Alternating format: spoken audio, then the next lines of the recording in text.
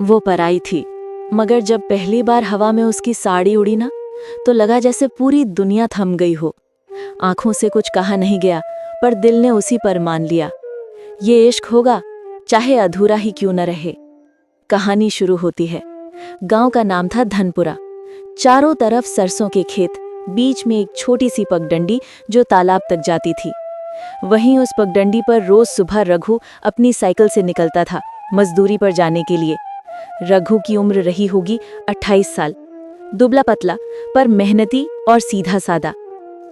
उसकी माँ सालों पहले गुजर चुकी थी और बापू बूढ़े होकर खाट से उठ नहीं पाते थे। गांव के उस पार रहती थी सीमा, उम्र 30 के आसपास, गोरी, साड़ी में सलीकेदार और चेहरे पर हमेशा एक उदासी। सीमा की शादी हुई थी पास के ही गांव में, लेकिन उसका पति हरिलाल शराबी था। कभी कभी वो मारपीट करता तो कभी बिना वजह गाली देता।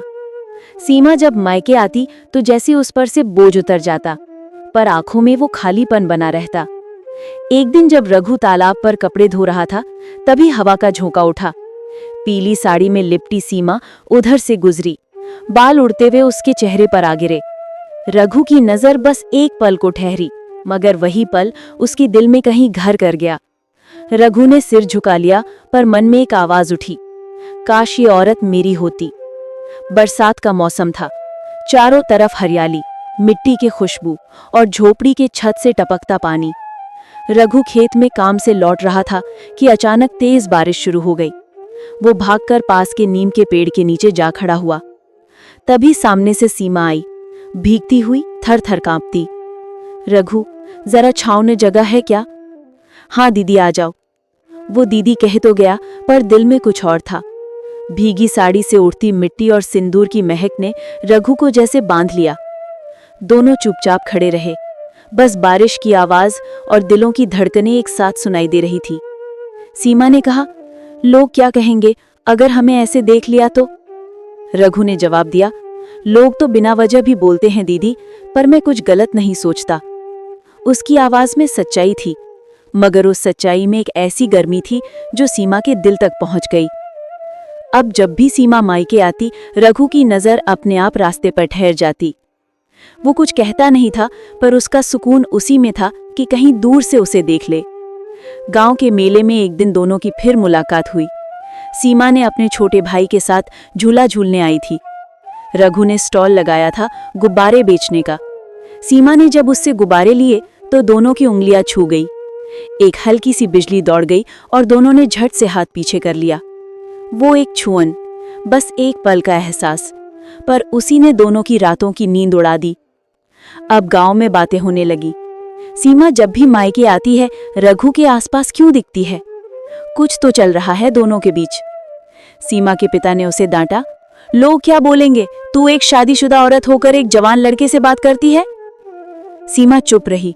वो जानती थी जो कुछ भी था वो शब्दों में नहीं था, वो तो बस एक अधूरा एहसास था जो दिल में उठता था और फिर दब जाता था।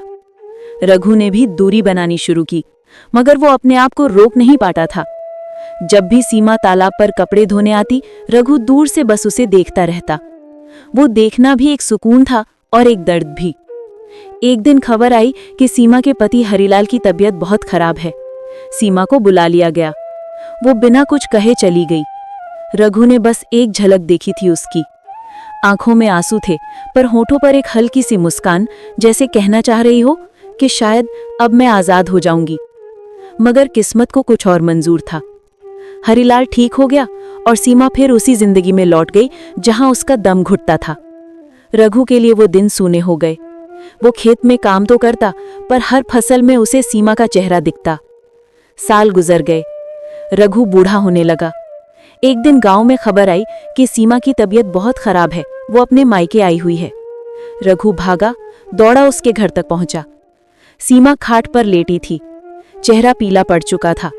उसने मुश्किल से आंखें खोली। रघु, बस नाम लिया और एक आंसू उसके गाल पर लुढ़क गया। रघु ने उसके हाथ थामे और बोला, कह दो सीमा, क्या कहने आई थी? वो मुस्कुराई, कहना तो बहुत कुछ था, पर जिंदगी ने वक्त नहीं दिया, और उसी पल उसकी सांसें थम गई। रघु वहीं बैठा रहा। बारिश फिर से शुरू हो चुकी थी।